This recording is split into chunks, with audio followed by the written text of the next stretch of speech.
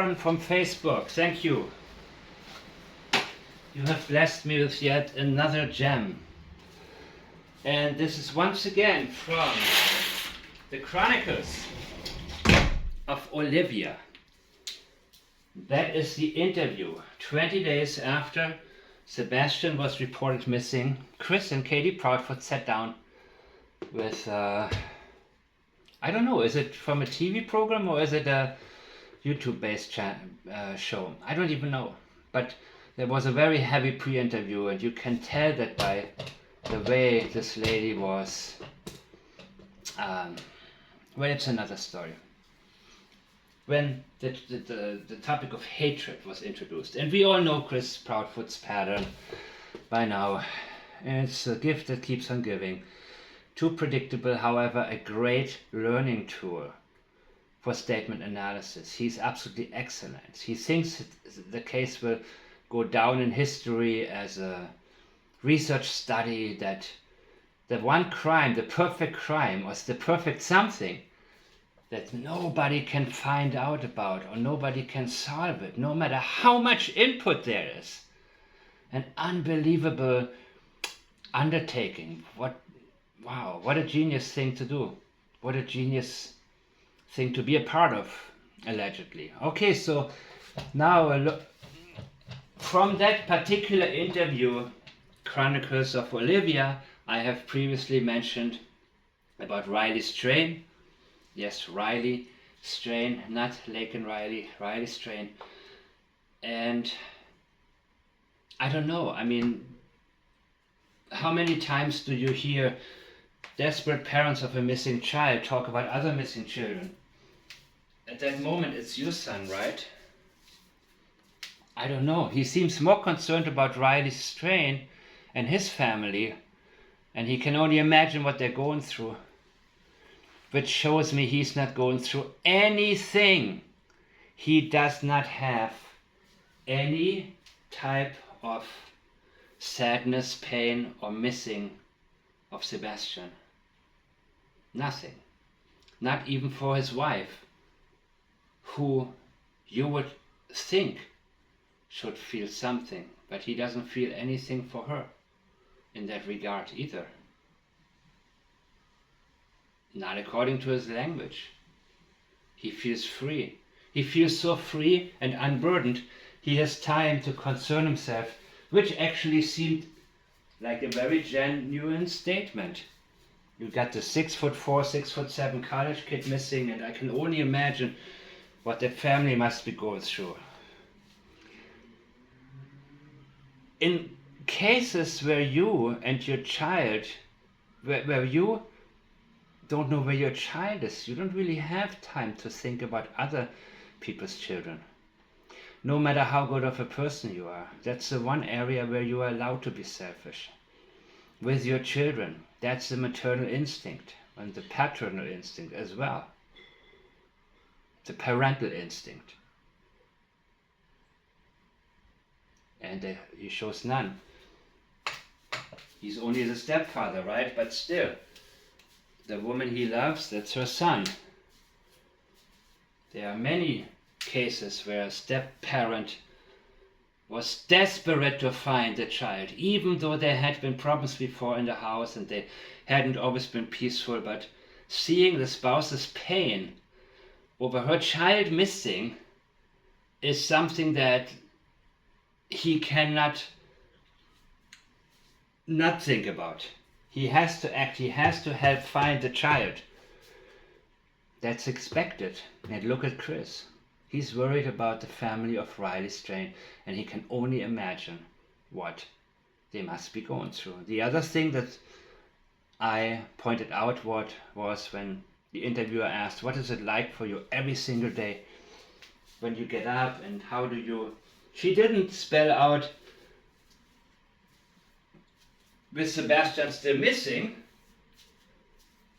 but it's pretty obvious that that was what it was all about. And Chris talks about all the negativity from people. So once again, Sebastian being missing is not as much of a negativity as people saying things about him, which is also why I know eventually he will break, he will crack. He is too concerned with other people's image of him. And by now, he is starting to get to know how people really look at him, that people don't have any respect for him, because he's a child beater, an admitted one. And believe me, if he goes to prison, a lot of these inmates, they know what it felt like to have a sadistic step-parent beat them with a belt. So he is starting to wake up to a reality he is not going to want to face, which is why I think they're going to arrest him. And he's going to sing like a canary because he doesn't want to be anybody's honey bun. Everybody is formulating their idea of what's going on and who is guilty and who is not guilty. That's what he answered when asked, is there hate? Immediately he says that. She says, on the internet.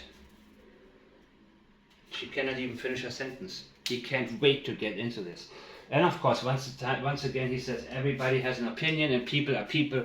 So he's not telling them they're wrong, but again, he's trying to minimize it and claim that these are just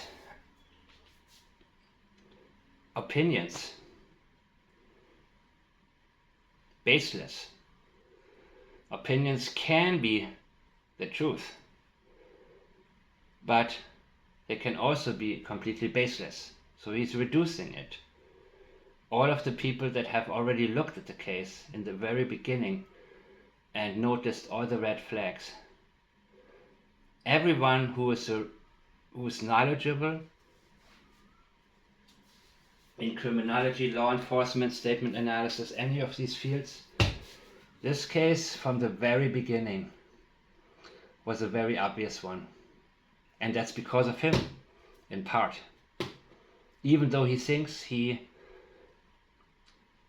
that this will be studied because it's like one of the only crimes or one of the only mysteries that have never been solved. That goes to show you how he thinks. He wants to be known for being a part of something absolutely genius. Because he knows, otherwise he's just one of many. He's nothing special. And he probably struggled academically in school. I cannot imagine him being standing out, being a math whiz or something like that.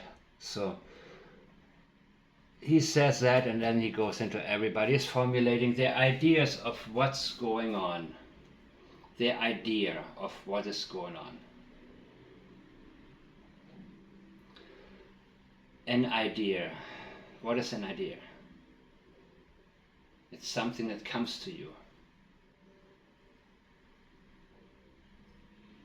And an idea can be fact or fiction, but formulating their idea of what's going on and who is guilty and who is not guilty. Remember this one.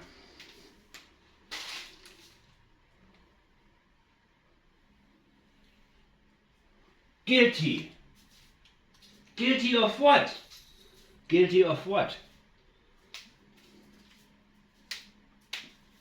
Is there a crime? What is a crime, Chris? You're showing us, you're telling us that there is guilt involved. How do you know that?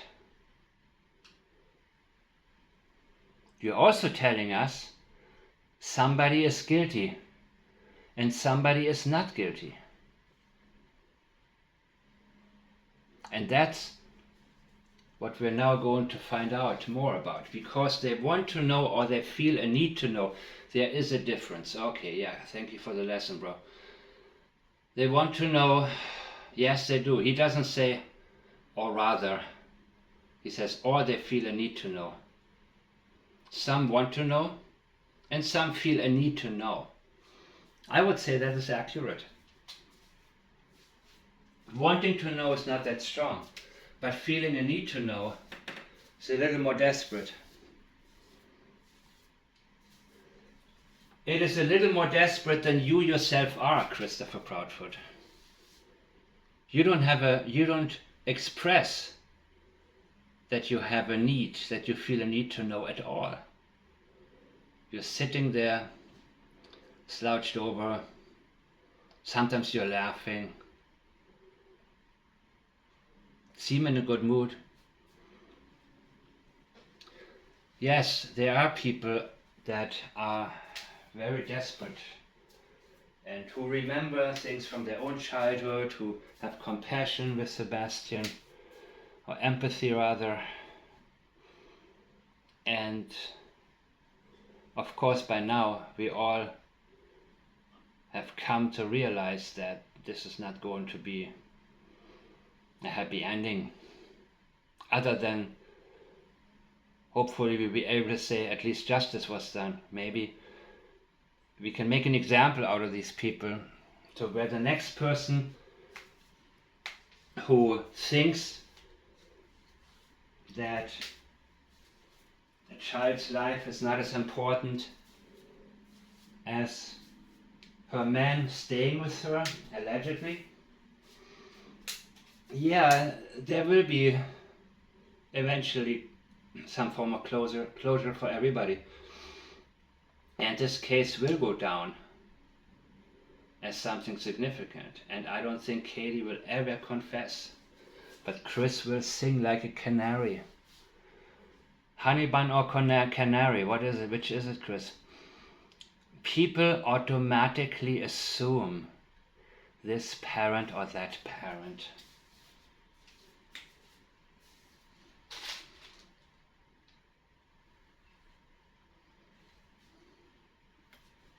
Wow.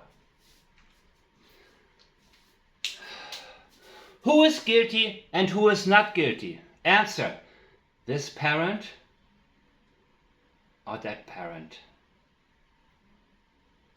One parent is guilty, that other parent is not. He is not a parent, he's a step parent, and he doesn't seem to consider himself close to Sebastian at all. Sebastian has two biological parents. This parent is the parent sitting right there with him. This parent is Katie.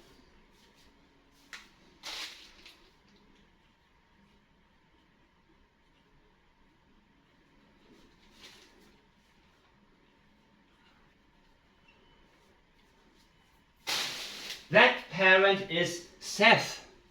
This parent right here is Katie Proudfoot. People automatically assume this parent or that parent. This parent is Katie Proudfoot, and that parent is Seth Rogers, away in Clarksville. Now listen to the order. At first he says,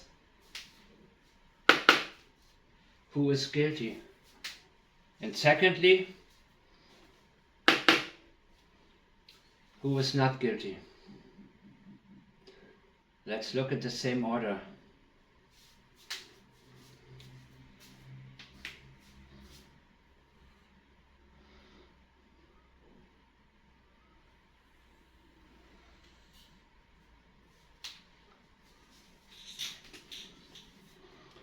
Katie. Who is guilty? Katie. And who is not guilty? Seth.